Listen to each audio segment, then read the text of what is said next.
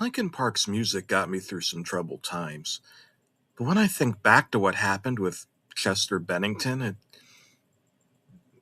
makes me kind of sad. What troubles me even more is that there have been rumors on the Linkin Park LP Association forums for quite some time about a long lost Linkin Park song that Chester had written around the time that the band was working on The Hunting Party. Supposedly, he got sidetracked from finishing it and sending it over to the rest of the band for undisclosed personal reasons. Now, I noticed that the thread is no longer listed, let alone open, on LP Association. But I was up at 3 a.m. one night watching Toy Story clips when I came across a rather disturbing thread. It was posted by a guy who called himself Linkin Park Rules 4227. It's rules with a Z. Admittedly, I was more than a little bit tired and ready to hit the old sack and snore away some of those Z's. Up until I read his rather unusual post, I could feel my pulse quicken, as if something was crawling underneath my very own skin as I read through all three of those paragraphs. Hey guys, I know you won't believe me, but I went to AHS with Chester, and we stayed buds throughout all the years. Some people say he dropped out because of bullying, but the honest truth is that just listen to the MP3, all right? There were a picture of two spherical objects dangling, crooked hairs splattered all over like someone had just stuck a fork in an electrical socket. Little white blotches all over them, too. I blinked my eye, and there was only one sphere now. Now, again, I was really tired. It was very early in the morning. I might have just been imagining things, but I downloaded the MP3. I played it back. And I was rather perplexed by what it was I heard. It was grunge. Loud grunge. Now, it's true that Chester was in a post-grunge band prior to Linkin Park, but what caught me off guard is that after the really infectious Smells Like Teen Spirit-esque power chord riff, so catchy, so infectious, so strong, I didn't understand why I never finished the song. It rang and buzzed out of my laptop speakers for about 14 seconds. The vocals kicked in and whoa. Chester Bennington was yodeling. Not like Jimmy Rogers, the blue yodeler country star singer stuff, but like Kurt Cobain's yodeling and some of those Nirvana deeper cuts. I never heard any of the post-grunge musicians even try it before, let alone do it so close that it was exactly right. Like somebody had cloned Kurt's DNA and immediately aged it right up back to 27 somehow. No Wesley Scantlin can ever hope to hit high notes like this, if you've ever heard Puddle of Muds About a Girl cover. Anyway, after the yodeling, which especially stood in sharp contrast after the initial hard arena rock guitar lick to open up the track, the lyrics were a little bit perplexing.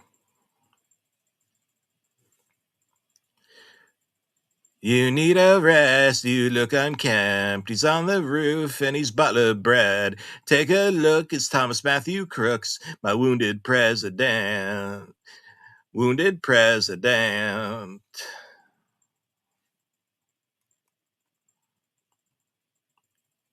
Wait. What? Couldn't believe it. This was odd. I played the MP3 back and listened again, attentively, closely. Yes, those lyrics. Those were the actual lyrics. This MP3 was supposed to be from the mid to late 90s. This song predicted the attempted assassination of former and soon-to-be again United States President Donald John Trump. I figured this had to be some sort of hoax, because a lot of people make up hoaxes about Trump and Trump supporters, as I learned from watching Scott Adams' live stream videos. He's the guy who made Dilbert. I went back to the forum post, but it was already locked. I navigated away, went to message the mods, but discovered I'd been logged out of my account from alleged inactivity. Even though it had only been a few minutes, I sat firmly in my office swivel chair and listened to that heavy dark grunge prognostication track repeatedly. Chester Bennington wasn't The Simpsons. He wasn't even Miss Cleo. He was a rock and roll star, or at least an aspiring one in the 90s, not some sort of psychic. I looked back in, looked for the thread, couldn't find it. The URL was in my browser history, and once I figured that out, I tried to visit it.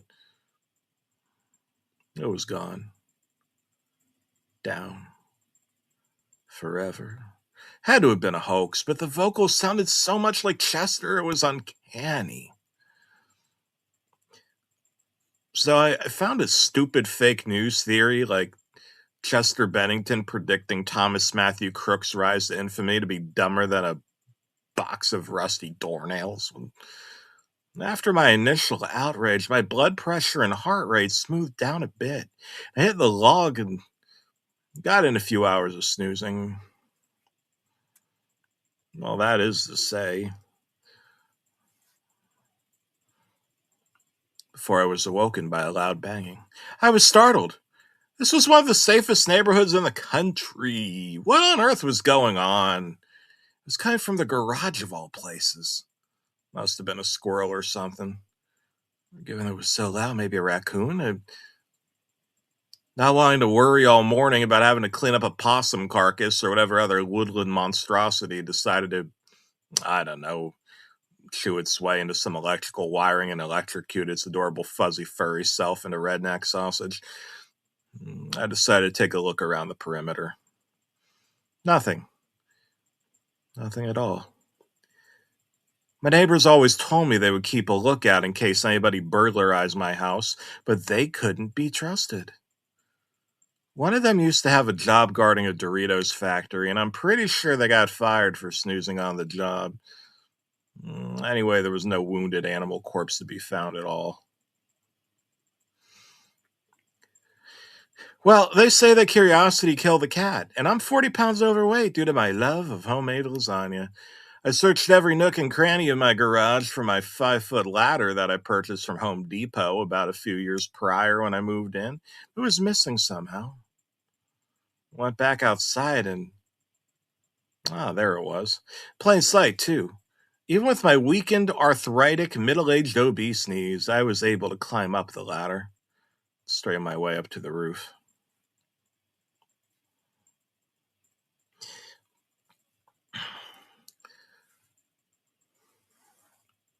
I couldn't believe what happened next.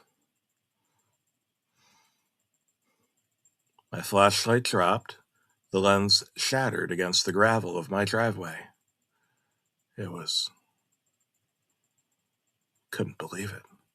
My heart nearly gave out.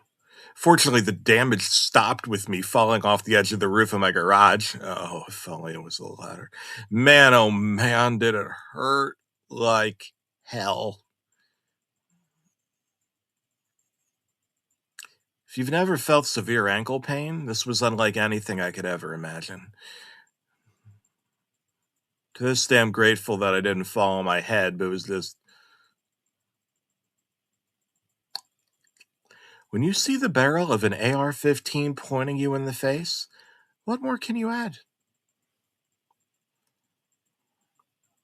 A solid dark business suit. There was a man in a solid dark business suit with an AR-15. Nerdy glasses, long darkened hair, I think going off the angle of lighting. I bet that kid suffered from acne sores. He was probably picked last for kickball at recess and had to play on the girls' team. I guess that's mainstream behavior in schools these days now, though. Either way, my heart pounded. My diabetic blood couldn't take it.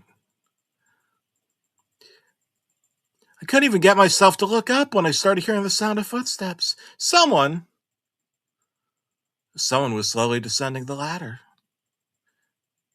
It had to have been him. And with my ankle so damaged, there's no way I could get up and run. It was all over for me. It had to have been. No, it wasn't him. This man had a mostly shaved head and appeared to be in pretty decent shape. Those piercings. Those kinds of piercings that take out chunks of your ear. I couldn't imagine ever doing that myself, but that was his life, I guess. He had a rather delicate, friendly, victimized aura around him, like someone I could imagine being best friends with. But what on earth was he doing on my roof? Hey man, I found your chess set. He he placed down a mahogany box that I'd recognize anywhere. My red and black square chessboard. 2 sets of 16 chess pieces. Did he really? Where did he find it? He took several steps away from my compromised body, paused, and then casually walked on back. Looks like you're going to need one more light. He stood above me, smiling, holding up my now broken flashlight. Mr. President. Mr. President. Yes, of course, I was president of the chess club in high school. But how did he know?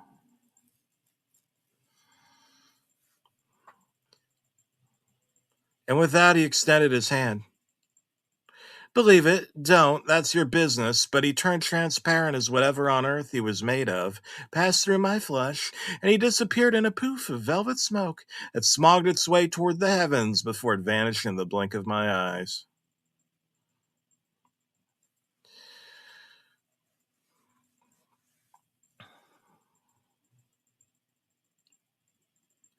I laid on my back for the rest of the day. Nobody came to check up on me, called an ambulance, anything. 11:57 p.m., minutes to midnight, according to the clock on my oven, after I finally broke out of my malaise and stumbled my way into my home. I really should have gone to the ER, at least taken some painkillers. Why on earth did I do that to myself? When I reached for the cell phone by my bedstand, I certainly wasn't expecting a text message from an unknown number.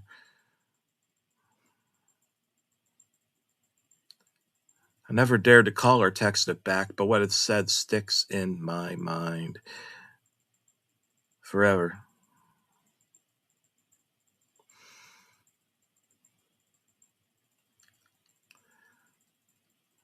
Don't be a bully. You can't imagine the impact you might have on others. One step closer to the edge. It's heavy.